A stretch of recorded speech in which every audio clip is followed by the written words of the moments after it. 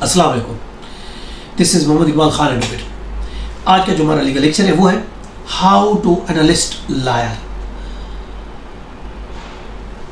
Analyst किस तरीके से करते सकते हैं। आप एक वकील का तज्जिया करना चाहते हैं, आप का कोई केस है, किसी ने रेफ़र किया किसी वकील के पास आपको, या आपकी कोई जान पहचान थी, या किसी के थ्रू, या ऑनलाइन डायरेक्टरी से सर्च किया, आपने गूगल से सर्च किया, किसी दोस्त ने रेफ़र किया, किसी रिश्तेदार ने रेफ़र किया,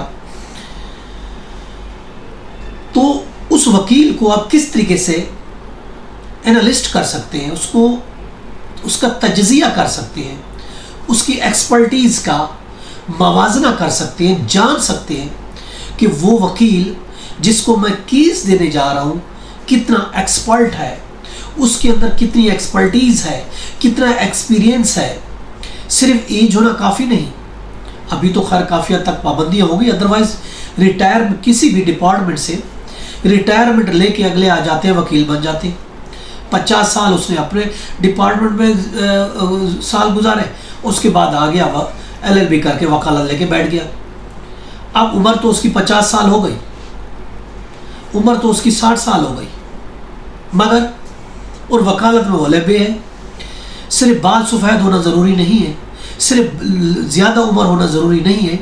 वकील को जांचने के लिए उसकी एक्सपर्टीज़ देखना ज़रूरी है, वो फील्ड में कितना अरसा रह रहा है ये देखना ज़रूरी है। आपने ये देखना, आपने उस वकील को किस तरीके से एवेल्यूएट करना है, उसके स्किल की बेस पर, उसकी एक्सपर्टीज़ की बेस पर, उसके प्रोफेशनल और कंडक्ट की बेस पर आप वकील का तज्जिया कर सकते हैं कि वकील ये कितना अच्छा वकील है जो मेरे केस को प्रोसीड कर सकता है।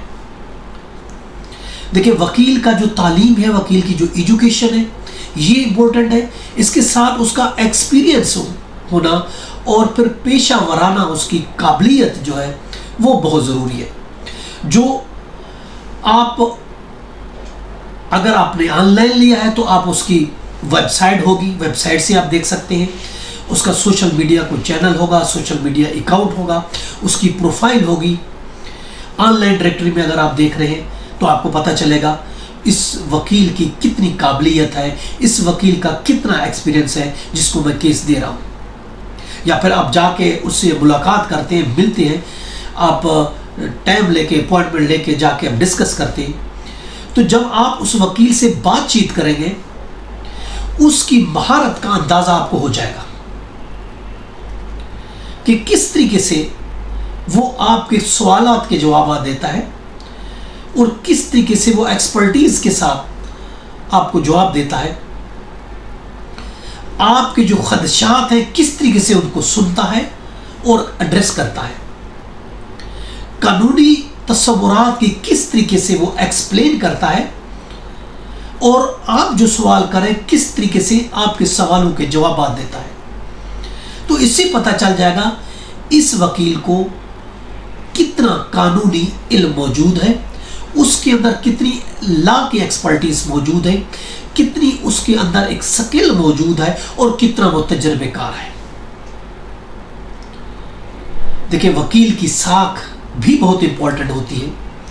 अगर किसी ने रेफर किया तो ऑफ कोर्स वो पहले उस वकील के साथ गुजरा होगा किसी भी केस में, उसने उसका वो मसला हल किया होगा, तो उसकी एक साख होगी। तो आपके दोस्त ने भी कहा होगा जी ये अच्छा वकील है, आप इसके पास चले जाए। बेसिकली वकील का जो अमल है, जो वकील की अखलाकियात है, वो उसकी साख है। आप देखते हैं कि वो किस तरीके से फिर उसकी फीस का क्या हिसाब किताब है, वो किस तरीके से बिलिंग करता है। इससे भी आपको पता चल जाएगा कि वकील में कितनी एक्सपर्टीज मौजूद है। आपको वकील की, उस लायर की जो कंसीडर करनी है, उसकी क्वालिफिकेशन को कंसीडर करना है। चूंकि यू नो कि लॉ एक चैलेंजिंग प्रोफेशन है,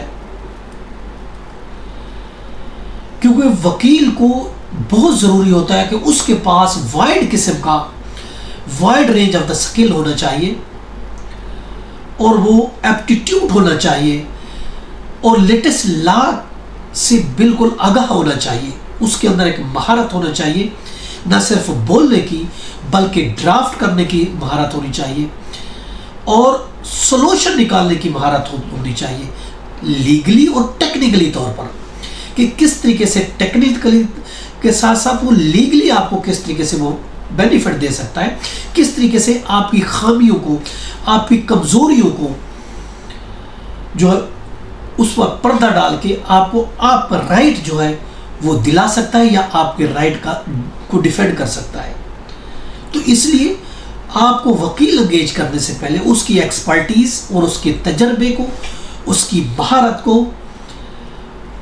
जानना, जांचना, उसका तज्जिया करना ज़रूरी है, ताकि आप जो फीस दे रहे हैं, जो केस, क्योंकि अगर आपने एक दफ़ा केस हार गए तो आप हार गए, इसलिए सोच समझ के आपने वो केस उस वकील को देना है जिसकी एक्सपर्टीज से आप मुतमईन हैं।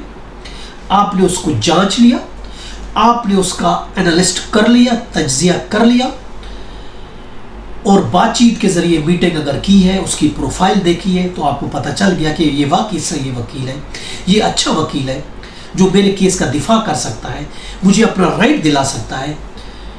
तो फिर आप अगर फीस ऊपर नीचे है तो वो आपको फिर बर्दाश्त करनी पड़ेगी, क्योंकि अच्छा वकील हमेशा अच्छी फ़ीस लेता है, ये याद रखें। क्योंकि वो फीस जो लेगा अपनी एक्सपर्टीज़, अपने एक्सपीरियंस की बेस पर, अपनी एक्सपर्टीज़, अपनी प्रोफेशनल जो उसकी तजर्बा है, उस बेस पर वो फीस वसूल करेगा। इसलिए इस चीज़ का आपको ख्याल रखना है कि ऑफकोर्स अच्छा वकील होगा तो फीस भी अच्छी लेगा। तो इन चीज़ों को आपको मद्देनज़र रखना है, आपने जांचना है और फिर आप अपने लिए वकील एंगेज करें।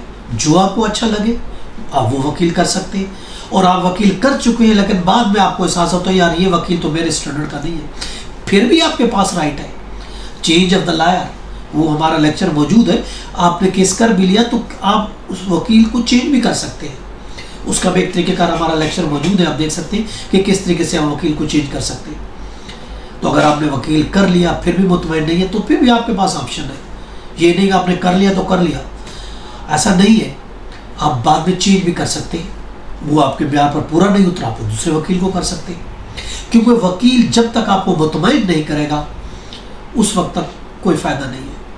अगर वकील ने आपको मुतमईन कर लिया, केस हार भी गया, लेकिन उसकी एक्सपर्टीज़ ने आपको मुतमईन कर दिया, आप अपील में चले जाएंगे, वो आपके लिए बहुत बेहतर है, बजाय इसके कि आपको वकील अगर मुतमईन ही नहीं कर सका तो इसका मतलब उसके अंदर इतना तजर्बा, इतनी महारत और कानूनी एक्सपर्टीज उसके अंदर नहीं है कि वो आपको मुतमईन ही नहीं कर सका। जब मुतमईन ही नहीं कर सका तो फिर बात ही ख़त्म हो जाती है। तो इसलिए ये भी ज़रूरी है कि आप वकील से मुतमईन हो।